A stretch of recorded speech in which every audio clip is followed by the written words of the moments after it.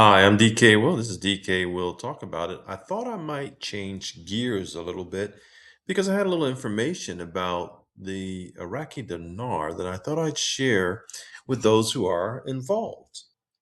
And that information is what I will cover that I received from Dinar Recaps. So let's talk about it. Check the mic and make sure it sound right. And I hope the mic does sound right. Many of us began our venture on this road because of learning about and many investing in the Iraqi dinar. And it didn't take me long to figure out that this is and has always been bigger than the Iraqi dinar. And in the meantime, I drew my audience's attention to cryptocurrencies. And for those who took that path, lots of money was there to be made. Well, that didn't necessarily mean that the Iraqi dinar was a dead horse, because the Iraqi dinar is a national currency that's sanctioned and eventually it will come out of sanction. Now, those in power tend to wipe out generations before they do that. I mean, look at the Vietnamese Dong. The Vietnamese War was in the 60s. So that's 60 some years ago, and it still has not been revalued. But now things are changing because the monetary system is changing. It's going to change in leaps and bounds, and it's going to change quickly, and it's going to change overnight. And so now those sanctioned currencies, no matter who they are or where they are, for them to actually be able to function in the new monetary system, they're going to have what is called Reer, a real effective exchange rate, not a sanctioned one.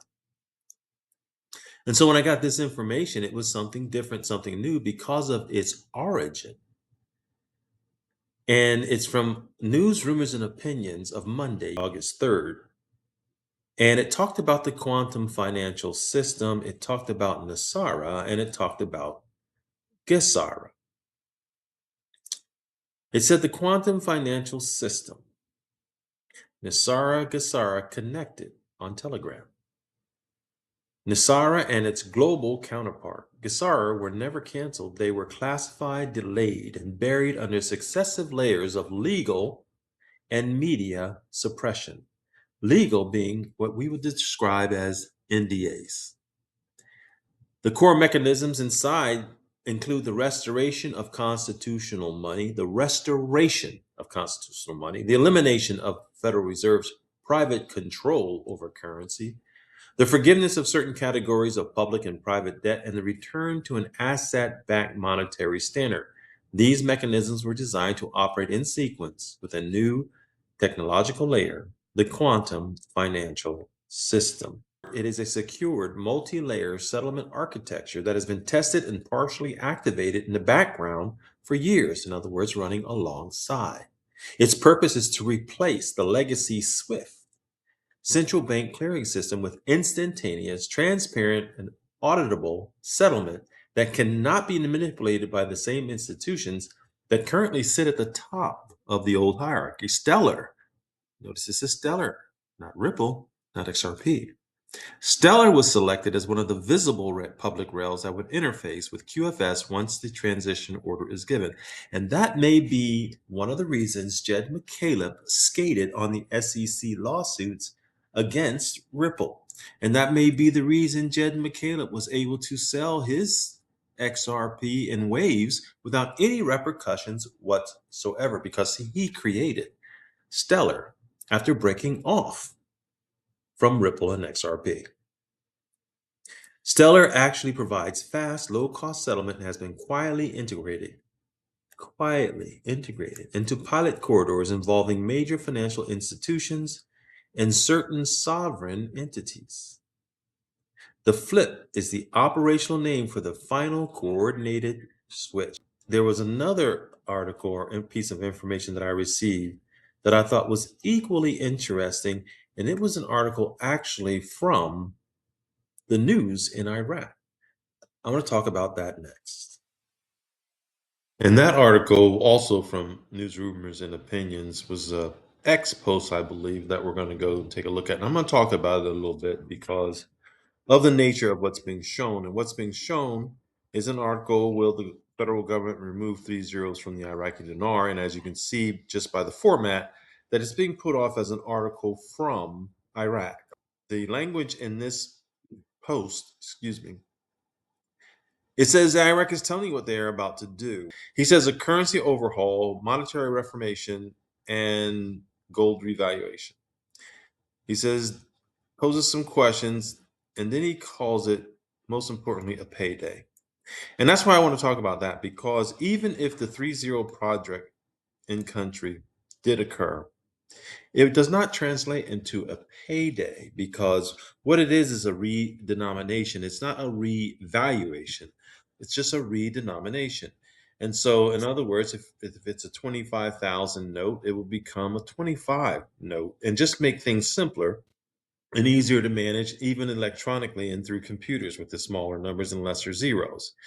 And it actually had a link to go to the post that was on X, which was this one here from this person. And I've seen posts from this person before. And then he makes a distinction, redenomination plus revaluation with a question mark.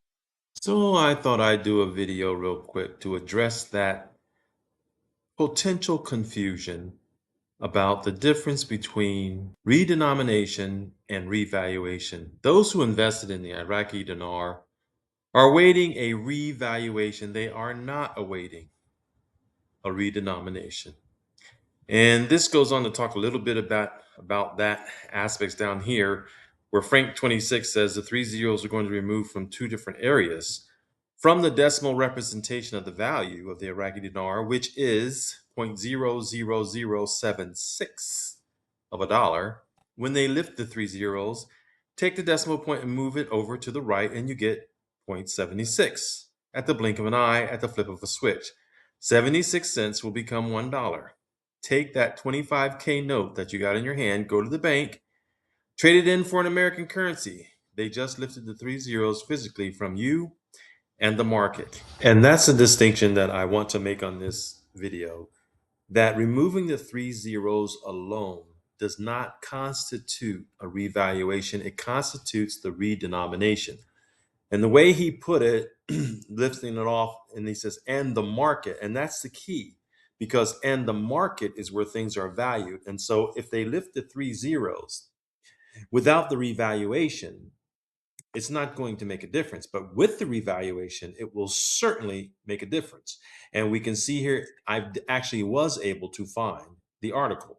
And by clicking the link here to read the full article in English, you actually end up at the article that was posted in the X post, and you can see it's an exact representation there. But it also clarifies the differences that I'm trying to share with you in this video. It says here, it is clear that due to the war, the Strait of Hormuz has been closed, significantly restricting oil exports, and causing a sharp decline in public revenues. As a result, the federal government is facing a crisis in financing its operational budget, particularly the payment of public sector salaries. So, in other words, when the government officials ain't getting their money, it's time to get on the move. You think maybe Trump knew that? I think he did. To address this situation, it has taken the following steps. One, printing more Iraqi dinars. Now, obviously, if you print more money, it's not a good thing. And the same for the revaluation. Taking away the zeros is a redenomination, no different than the Zimbabwe Zim redenominated by adding more zeros. But a revaluation is different, and it will show that here in a moment. It says the prime minister, during prime minister's government, additional Iraqi dinars have been printed to pay salaries. You know, that's crazy. Just print money. That's like monopoly. Just print money and pay salaries. There's no really basis for it. It sounds a lot like the US. While this measure has helped solve the immediate problem of salary payments, it could lead to long-term inflation because of the increased money supply. That's my point right there. But two, the additional plans under consideration. The government is now considering two further options. First, domestic and foreign borrowing money, feed the credit cycle. Second, removing 3 zeros from the Iraqi dinar. The government is reportedly considering deleting 3 zeros from the national currency. And then it gives examples of the 25,000 10,000 to 25 that I mentioned, but it also says, likewise, all other currency denominations would adjust accordingly. So the 10,000 note, the 5,000 note, the 50,000 note, and so on. It says the objective, though, is to preserve the value of the Iraqi dinar. Since a large amount of currency has already been printed, the government fears inflationary pressure. It also, and this is the key right here that Iraqi dinar investors are looking for, it also intends to revalue the exchange rate against the US dollar. So you can see the separation from removing the zeros to also intends to revalue the rate against the US dollar. For example, removing the 3 zeros, $100 could be exchanged for 150 Iraqi dinars. So in other words, if you have, say, 1,000,000 Iraqi dinars, you would be able to exchange them for 667 roughly $1,000. It's actually $666,666.67. So that's the difference between the deleting the 3 zeros and revaluing the currency. What you're really looking for is a revaluation of the exchange rate, the real effective exchange rate of the Iraqi dinar outside of being sanctioned. It says that the government also believes this measure could help reduce the apparent size of operational budget expenditures, including salaries. The proposal to remove the 3 zeros from Iraqi dinar would normally require legislation, making it a politically sensitive issue that may be difficult to pass in the parliament. So it's not a done deal. So that's the point. Removing the 3 zeros could throw you for a loop, and you could become depressed if you don't understand that removing the 3 zeros alone does not revalue the currency itself. It doesn't make it more or less valuable. The federal Supreme Court ruled that regardless of whether a law expressly grants such authority, the Council of Ministers possesses an inherent constitutional power to issue regulations, instructions, and decisions. This ruling opens the door for the government to proceed with removing the 3 zeros from the Iraqi dinar through a government regulation without first obtaining parliamentary approval. That this is a highly technical monetary and financial issue that deserves careful analysis and discussion by financial and economic experts. I don't know what's up with Iraq to want to have their money suppressed like it has been for 20 years, 20 plus years. But it seems like things are motivating them to become a little more serious. However, folks, it's been cycled through and through and through. This is almost like a recurring, a deja vu of a cycle of news that occurs to help people find a sense of urgency to dig more money into the Iraqi dinar and then have dead money. And I think there's been a lot of effort to make a lot of regular folks have dead money by meaning chasing a dream of a big payback and putting your money into it and then have to sit still on it until it comes to fruition. And that was the reason I turned the attention of my audience away from the Iraqi dinar and towards gold and towards crypto. Because back then it was time to make some money in those areas. So where's the place to make money now? Well, I think that we are on the bottom of the crypto. Now, they're going to scare, like I said before, they're going to really scare everybody out. But there's going to have to be a system change, and it's going to have to come soon.